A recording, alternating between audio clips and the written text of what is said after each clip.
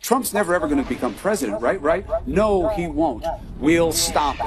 He tried to explain it away by saying the American people would vote against him, and he wouldn't win. Wasn't that compelling? And he admitted the texting was wrong on several levels.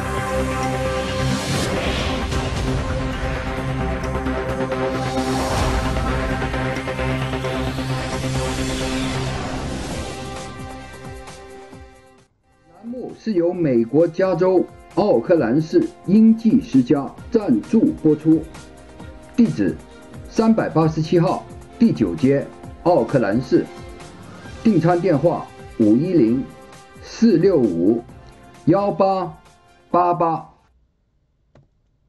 今天是2018年7月12号我们看一看 CNN 现在立刻正在同步直播的一个新闻。Levels. One of them means that he arguably violated the FBI's code of conduct. Strzok didn't have a great rebuttal for that either. Now, because of that, they argue that Strzok has no integrity.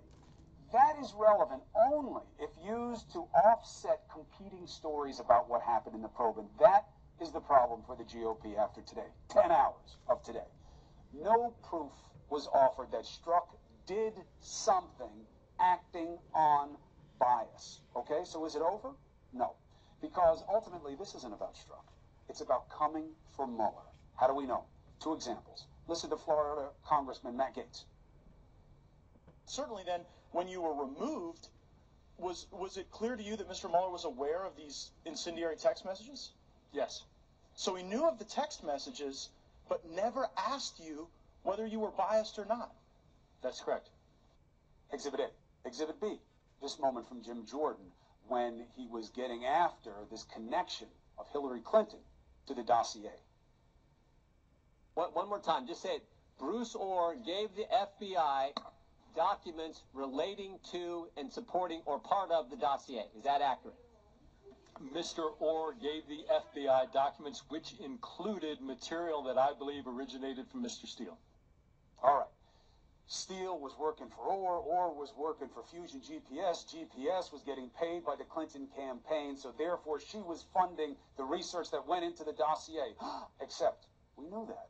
We knew that Hillary Clinton's campaign had been funding the work of GPS that went into developing the dossier, whether it's worthy or not, okay? And Matt Gaetz's eureka moment about he never asked you if you were biased. Where was the time? As soon as Mueller found out about the texts, what happened to Strzok? He was gone. So he didn't need to have a conversation with him. He acted. He acted before he even asked him anything about it. If anything, I think that little back and forth may have worked against Gaetz's interest, but that's for you to decide. All right, so here is the big takeaway. There are 3 facts that work against the GOP, and I don't know they did anything to vitiate or get rid of them today. If Strzok wanted to hurt Trump, why didn't he leak? Leaking would be illegal, would be wrong. But if he's the no-integrity guy that the GOP says he is, why didn't he do it? Number 1. Number 2, if he wanted to help Hillary Clinton, why did he keep pushing harder for more investigation into the probe on her and the emails with harsher tools like subpoenas and even calling for her to go before a grand jury? Number 3, if he wanted to hurt Donald Trump, wouldn't he be desperate to get on the Mueller team? Why would he drag his feet? He did. He texted Lisa Page, one of like a gazillion of them, right, that he wasn't sure there was any there with what Mueller was looking at. And maybe he should stay working on the Clinton probe or whatever. Why would he do that? Now, as an aside, I believe that there text works for Strzok, that he should have owned it today and said, where's my bias? I didn't even know if I wanted to join the probe. I wasn't even sure if there was anything there. He didn't do that. I'm not really sure why. So that's the take of what happened today. If you didn't have 10 hours to spend on it, let's get after the political implications with Republican Congressman from New York, Chris Collins. Good to see you, sir. Good to be with you, Chris. It's been a while. I like this time slot better than the 7 a.m. Well, thank you. Hopefully you will use it with me often. What do you make of the analysis? In your own view, what was accomplished in this hearing today? Well, first of all, let's start by we have to remember as Americans that the FBI all the agents are not represented by Peter Strzok or Lisa Page. They're a stain on the FBI, And what we saw today, because there's no doubt about it, Agent Strzok had a very defiant, aggressive look about him in tone. And we just have to remember that, you know, we should respect all the other agents within the FBI and call out Peter Strzok and Lisa Page for what they are. You think your fellow party members did that today in that hearing? Well, today it was about the divisive nature in Congress. I was in a similar hearing in the Energy and Commerce Committee about the children who have all been united, the kids under age 5. They've all been united now because the government doesn't confirm that. Yeah, we have. All of the children that could be reunited with their parents in a safe environment. That could be. All right, we'll leave that for another day. We'll leave that for another day. So you were like that in another hearing. Let's deal with one catastrophe at a time. This one, you felt in that room today the Republicans were respecting the FBI and only singling out Strzok? It didn't sound like that. They were not after the FBI. They were after Strzok and his bias came through loud and clear in those texts. But do you think he acted on the bias? Oh, I believe you can't take the bias out of your actions. I mean, I can't tell you at what step, but there's no two ways about it. So you believe that every judge, every prosecutor, every cop, every investigator only does what they like to do in the course of their job? Oh, no, of course not. They are professional. Agent Strzok is anything but professional. He showed it today. This was a situation where it lined up on the Democrats and Republicans. It's a mid-year election year. The Democrats were defending him at every turn. The Republicans were attacking him at every turn. It's no different than the farm bill that we just tried to pass with no Democrat support. It's very different. It's very different. In fact, you know what? Come with me, Ellie. We're going back to the whiteboard. I want to show Chris Collins why it's different. Here's why it's different. Farm bill, you can fight about the significance of it. Tariffs, you can fight about the significance. They're policy judgments. What's right, what's wrong. Fair point, fair point. However, this is very different. This is about an investigation being tainted by one man's actions, not just his texts and his feelings. The bar for you guys is show us that he acted on his bias, because if that's not the bar, Chris, then all of us are in trouble, because all of us have feelings and opinions about one another, but we do the job. They didn't show me anything today. What did they show us today that proves he acted on the bias? That's the bar. Well, it comes back to he was actually the agent in charge of both the Clinton email and the Russian investigation. He's been dismissed, you know, by Mueller, and it just goes back again to a lot of Republicans feel the Mueller investigation has gone off on a tangent. That's right. Correct. But see, that's why I'm stopping you there, Chris. And I'm going to get to Mueller, because I agree with you. This is about Mueller. We saw it with Jordan. We saw it with Gates. Strzok is just a stepping stone for them to say that whatever Mueller comes up with can't be believed. And we'll talk about whether they made the case. But look, here's what they had to deal with today and overcome. He didn't leak anything about the Trump probe, even though he's a no-integrity guy, as you and all of your party members say. Why not? He pushed harder to investigate Hillary Clinton. Subpoena the people around her. Subpoena more materials. Put her in front of a grand jury. Does that sound like a guy who's trying to help Donald Trump and hurt Hillary Clinton? And then, when asked to be on the probe team, he writes his girlfriend, well, I'm not sure there's any there in the Mueller probe. Maybe I shouldn't go. Where is the proof of acting on the bias? Well, it comes back to the bias speaks for itself. Again, he and Lisa Page are a stain on the FBI's reputation. I'm sure FBI agents across the country shudder when they see the body language and the facial expressions he had today, not really apologizing for anything he did. It was somewhat absurd. But we're talking about his behavior, his demeanor, the texting, the affair, all bad. Let's assume it's all bad. It's not the bar. The bar is, I shouldn't believe as an American citizen what comes out of the Mueller probe, because this guy's dirty. And everything he did was dirty because he was out to get my president.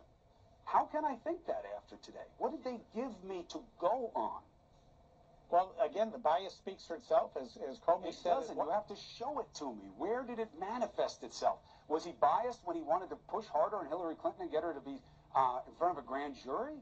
I don't get it. Why was he doing these competing things then? Well, I mean, even go back to Comey, who said he reopened the Clinton probe because he wanted to make sure after she was elected president that they didn't feel like it was a whitewash. He did that to protect Hillary Clinton, not to go after Hillary Clinton. Ask Hillary Clinton if she feels like that, Chris Collins. I'll tell you. I mean, you let me know if I'm helping you. If I came out with one of the worst pieces of dirty laundry I could find on you right before your election, and I said, hey, Chris, I'm trying to help you. It certainly did not play out well, but he did not think there was any chance, nor did but that's James Comey. That she was going to win. What I'm just saying is, I know this isn't over. I know this isn't over because Jim Jordan was talking about connecting that the Mueller probe's only about the dossier. And Matt Gaetz was saying that Mueller's not doing his job because he didn't even ask this guy if he was biased or not. But to me, I don't know that they made a great case, and this is going to go on. And I want a promise from you, sir, please. When we learn more, please come back so we can chew on it for the audience. We got a good audience here. They like to think and they're open-minded. I'm with you all the time, Chris. Chris Collins, thank you very much for being with us. Good to be with you. Appreciate it. All right, now, we got to look at both sides of this. All right, we're going to have Congressman Louis Gutierrez. He was in that room today, and he was throwing some haymakers of his own, a lot of them against his Republican colleagues. But up next, we've got some good folks waiting to get in on this. Perfect people to debate the impact of today. A former FBI agent and a former federal prosecutor. They're here, and they're ready to get it on. Next. Cuomo Prime Time. Brought to you by Progressive. Drivers who switch to Progressive can save an average of $668. Here comes the rain. What's that girl? Girl needs help? Take me to her. We're coming forward. Why aren't we taking roads? Oh, you made it. Do you have change for $1? This was an emergency?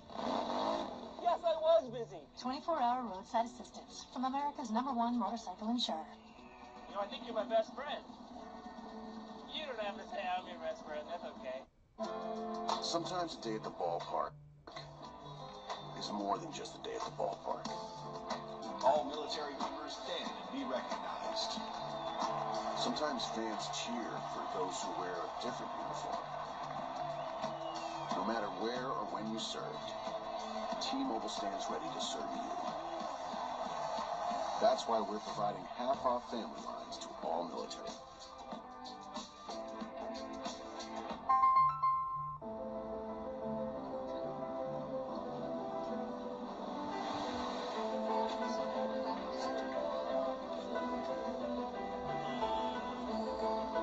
There's no limit to what you can achieve.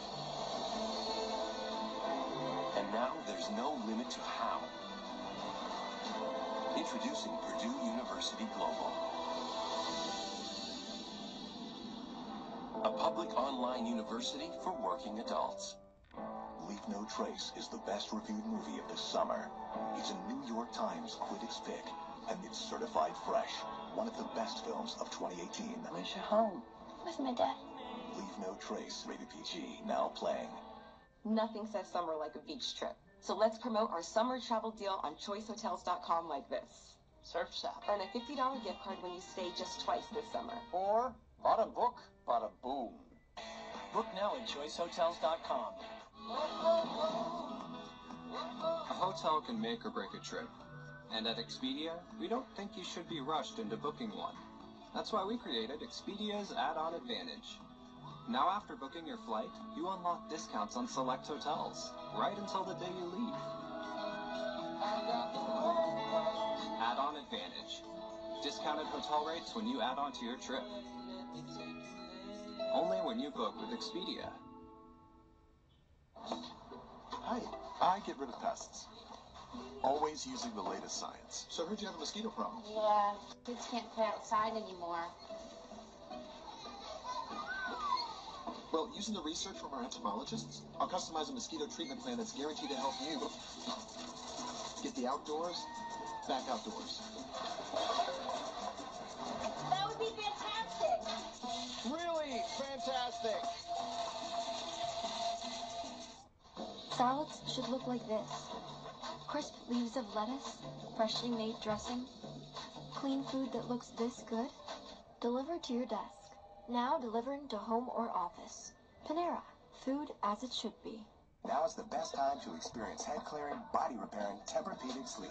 Purchase a Tempur Luxe or Tempur Breeze mattress today and enjoy $500 off, or a free adjustable base upgrade. Experience the most highly recommended bed in America today. Find your exclusive retailer at TempurPedic.com.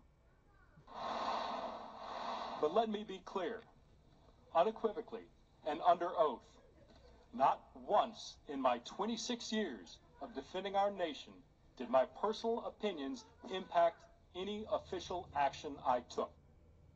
Let's debate that statement, its impact, and the outcome of a 10-hour hearing today.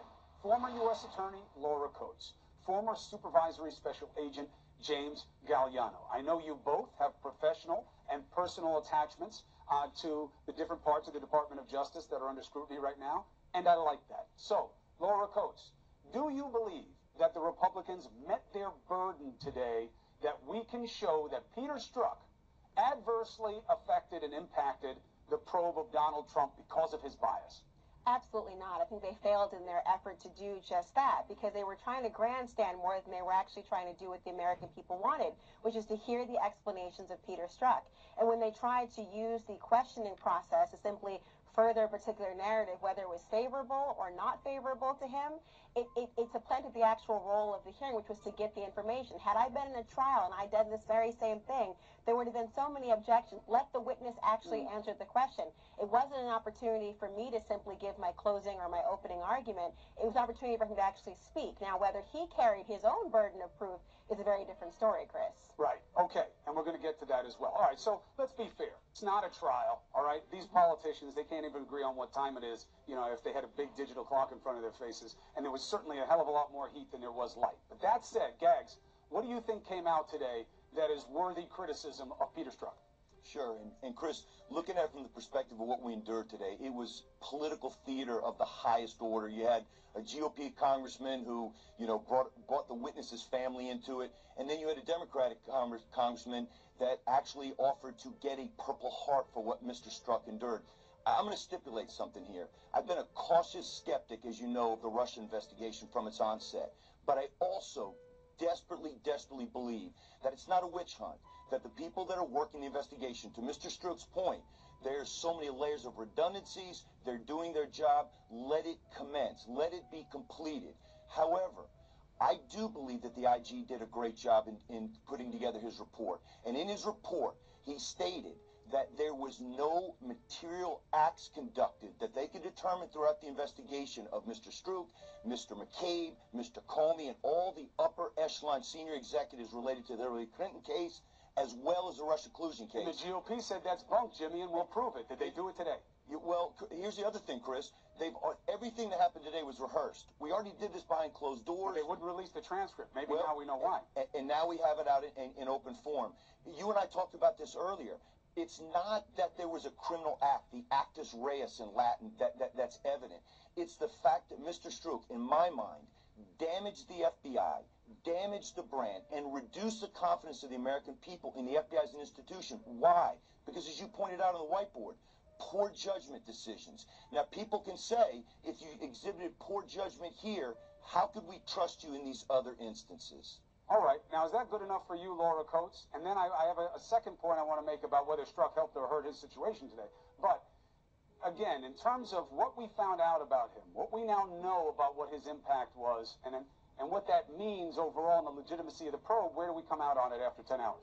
Well, it seems as though people would like to allow only certain people to be able to compartmentalize their personal and their professional life. And it seems pretty hypocritical to suggest that this particular agent, unlike anybody else in Congress or in the executive branch of government or anywhere else, are incapable of doing just that, of separating their personal life from their professional life. Now, he did himself no great favors, but there's two big points here. While he is asking everyone to be able to compartmentalize and give him the benefit of the doubt, the Republicans in the hearing seem to ask the American people to conflate two very separate investigations and also two very separate points in time.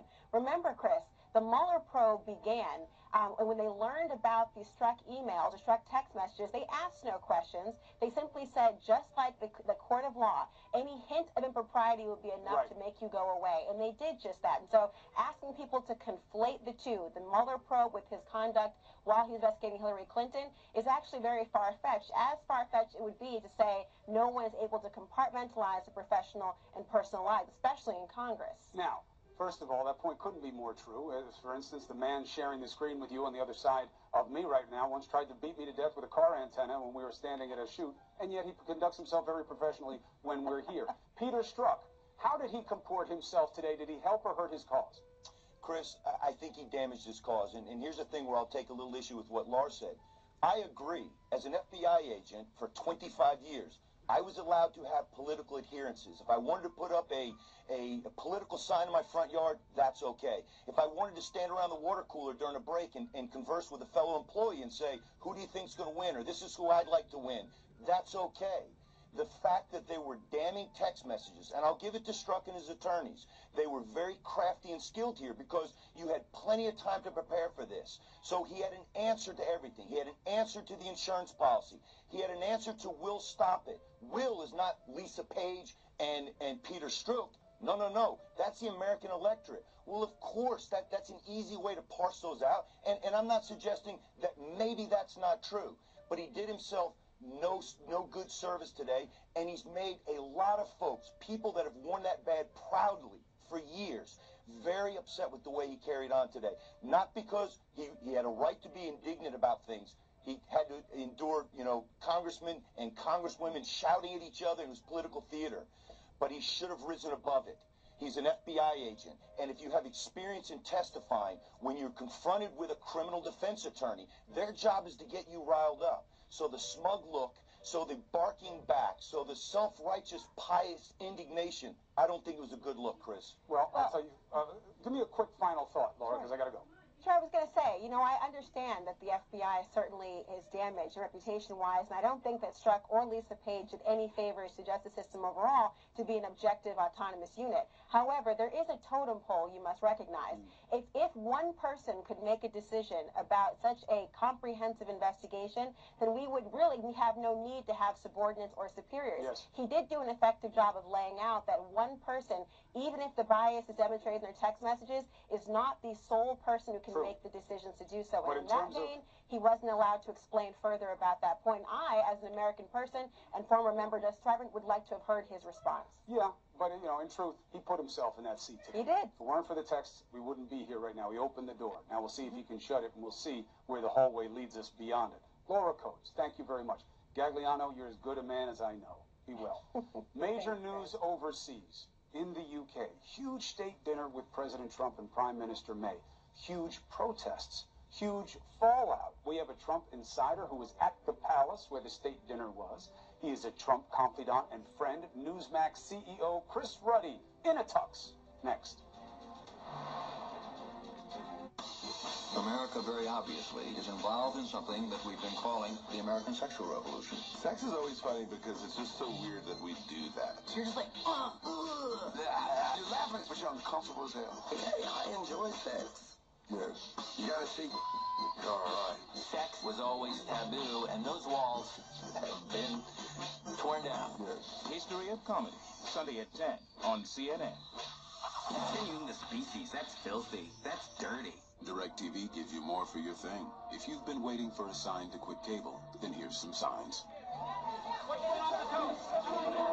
It came from the toaster.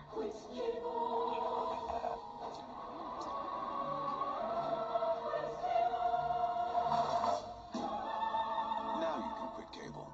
Switch to DirecTV and now get a $100 reward card. More for your quitting cable thing. That's our thing. Call 1-800-DIRECTV. Remember your first bike? No, your first real bike. So can you imagine the feeling you'll get from your first real truck? The GMC Sierra.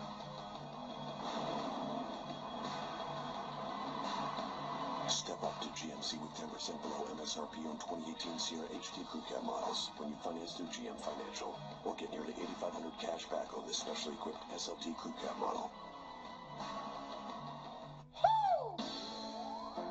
With TripAdvisor, finding your perfect hotel at the lowest price is as easy as dates, deals, done. Simply enter your destination and dates and see all the hotels for your stay. TripAdvisor searches over 200 booking sites to show you the lowest prices, so you can get the best deal on the right hotel for you. Dates, deals, done. TripAdvisor. Visit tripadvisor.com. You like to be in control. Especially when it comes to important stuff, like, say, your car. Well, good news. The eSurance app lets you keep an eye on your repairs when your car is in the shop. It's kind of like being there, without being there, which is probably better for everyone. That's insurance for the modern world. eSurance, an Allstate company. Click or call. They're identical twins' head. They're both murderers. You started hearing voices. What would they say? Kill. They just kept saying, kill this person. They, at least on one occasion, had killed identically. Inside Evil with Chris Cuomo, Sunday night at 8 on HLN. It's worth a trip to Troy. To Joe Johnson Chevrolet. Home of the $500 guarantee. Bring us your best offer. If Joe can't meet it or beat it, He'll pay you $500. Joe Johnson Chevrolet. Veteran owned for 39 years. The best summer getaway could be right in your hands when you upgrade to Spectrum TV Silver. Oh, awesome. This is the day we make it happen. With over 70 additional HD channels, you'll get to spend the summer with the latest movies. Let's play. The most addictive shows. And so much more. Upgrade to Spectrum TV Silver by calling 844-807-2726 now. It's worth a trip to Troy. To Joe Johnson Chevrolet. Home of the $500 guarantee. Bring us your best offer. If Joe can't meet it or beat it, He'll pay you $500. Joe Johnson Chevrolet. Veteran owned for 39 years. Sunday at 9, only on CNN. President Trump is in London after 2 days of scolding allies for not carrying their weight at the NATO summit. He claimed victory after that, even though we don't see any proof that anything is any different in a good way because of what he said. But let's get some perspective from someone who knows the president, spends a lot of time with him, and is a confidant and close advisor. He attended the black tie dinner tonight with President Trump in the United Kingdom, so let's get his take. Christopher Ruddy, CEO of Newsmax, thank you so much for joining us. I know you didn't put that tuxedo on for me. Good for you. Being at such a big and momentous occasion with the Prime Minister, the President of the United States, and many other somebodies. What was it like in the room? Chris, I wear a tuxedo every time I go on CNN. You know that. Demonstrably false. Actually, it was a state dinner, so I did dress up for the state dinner at Blenheim Palace tonight. It was a great night. It was I would describe it as a love fest between the President of the United States and the British Prime Minister in terms of their two countries. They may disagree on certain policy issues. They didn't get into that at this dinner.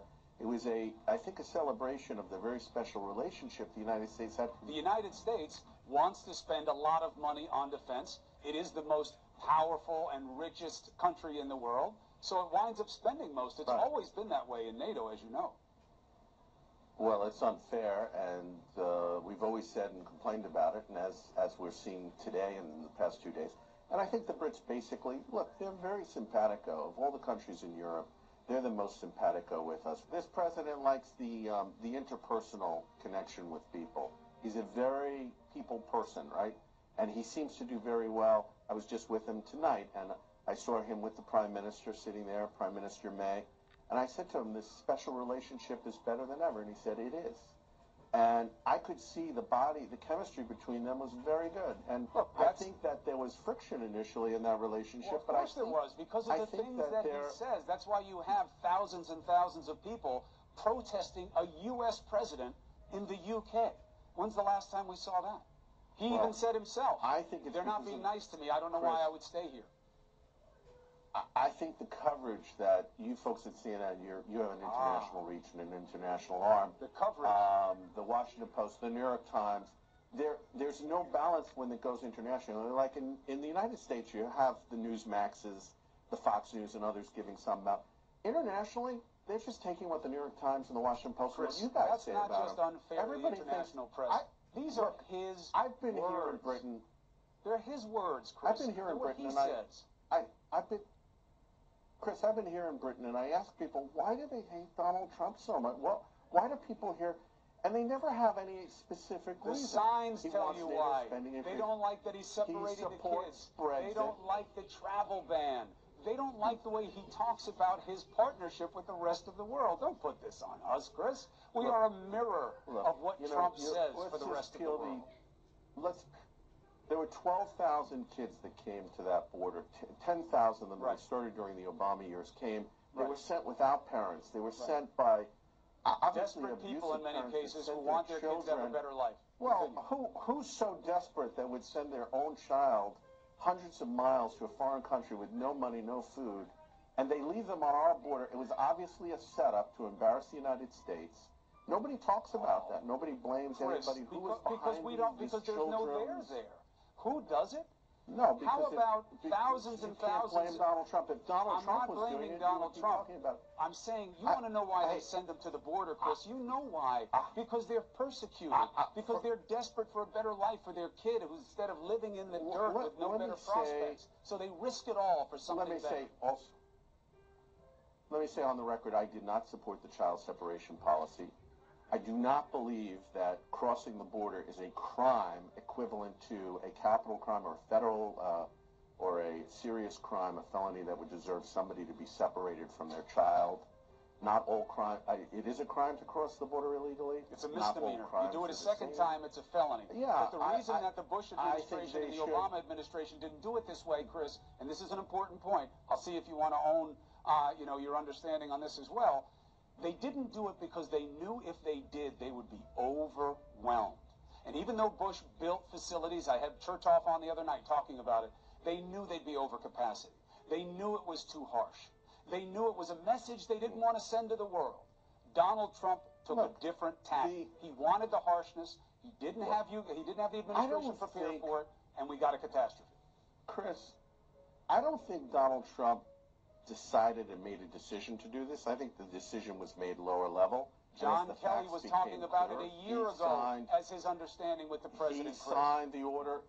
Do you agree that the president signed the order to end the policy that had been in existence before? No, I do not. Are you talking about the executive order? Okay. No, you're talking about the executive order? His order saying that. Right. He said that they should not separate the families. He didn't say that. You know what it says on the top of that piece of paper?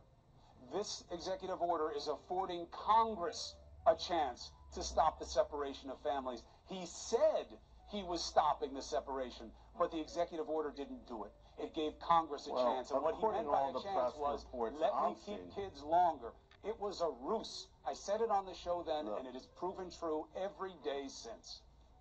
Fugazi. Why do you think, Chris, when you have all of these litany of criticisms of President Trump, why do you think he's up 20% in the polls? His poll approval numbers, according to Real Clear Politics, are in the mid-40s. Right. This is pretty close to where he was when he started, when he came in as president, despite the huge media criticism. Don't you think it's backfiring, the constant attacks? He's taken the GDP rate, which was under Obama. Let me finish. All right, go ahead. Let me just finish this 1 point. Go ahead. 1.5% average GDP growth for 8 years. It was 3%. He increased that by 100% the first year. The estimate is in the last quarter that just closed, it's going to be over 4%, somewhere between 4.2 and 4.5. That's a 300% increase of the GDP rate in a year. Now, that wasn't Obama's policies. That wasn't Hillary Clinton's policies or Barack Obama. That was Donald Trump doing that. And why doesn't CNN give him any credit? We say it all the time. The lowest black unemployment. We say it all the time. The Hispanic. No, you don't. Of course I watch your show. You never talk about it. When the numbers come out, what show are you watching? All the time. Every time economic data comes out, we do it, and we do it in context. Now, you have the wrong numbers about Obama, and I don't think you want to compare yourself to the Obama administration because he was coming out of such a deep hole because of what happened under Bush that once the ship was righted, and we can argue about whether it was done the right way, there was tremendous growth, but we were in such a deep hole. Does he deserve credit for a strong economy? I would say that Obama... Let me answer you. Does Trump deserve credit for the economy? 100%. Could you argue that it's an extension of certain economic growth trends that were happening already? Yes, but every president has to own the up or down of their own term. And he gets the up right now. I'm going to send a message to the Trump campaign to use that. He gets 100% credit for the economy. Chris Cuomo, CNN. Every president does. Whatever happens on their watch. Every president on their watch has to own the negative. Thank you.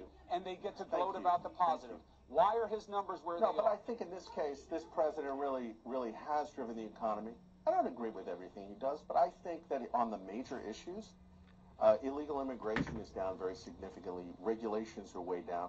He's holding accountable all of these countries on their tariff policies. And I think it's the NATO spending. I think it's fine what he's doing. He's overturned. It's a very confrontational approach. It's not the approach you would use or I necessarily would use. I don't know what I would do. Let's see how it works. I don't know what I would do. I'm not in that mindset. I just test the impact, Chris. What I'm saying is this.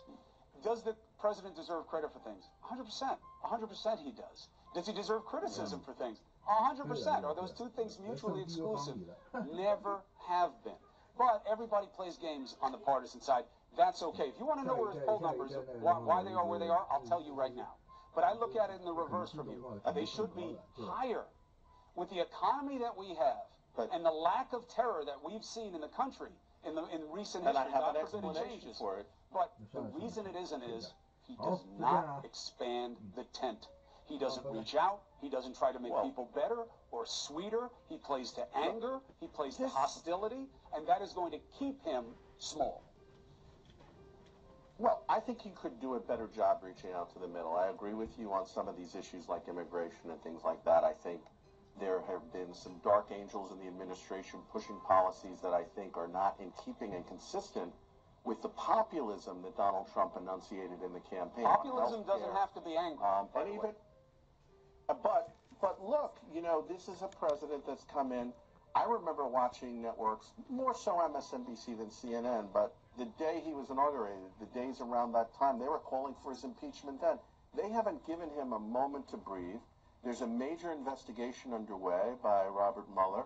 He is being probed. There's been, in 2 years, no evidence of Russian collusion, but if you watch CNN and other networks, you would think there was Russian collusion. And if you listen to the President of the United States, you'd think that Russia didn't do anything in the election, and one of his bases for that opinion is that Putin says he didn't do it. Now, is that an acceptable basis for you, for denying everything your intelligence community tells you and the Senate?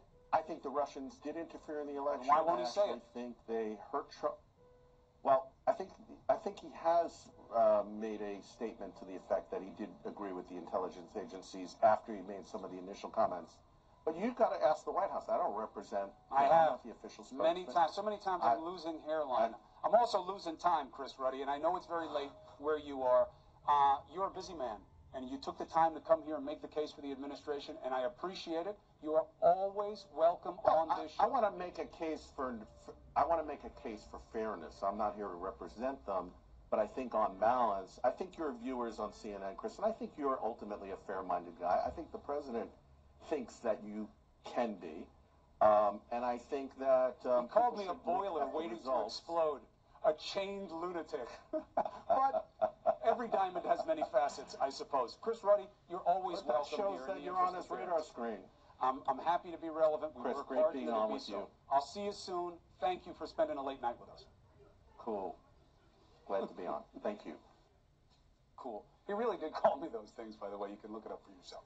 All right, now, our top story is without question what happened for 10 hours in this House committee hearing this morning into this day and then into this night.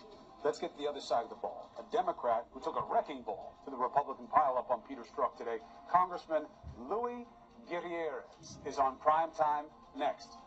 OK, 再见。 Saturday, Van sits down with Los Angeles Mayor Eric Garcetti, and he's talking midterms with Pod Save America's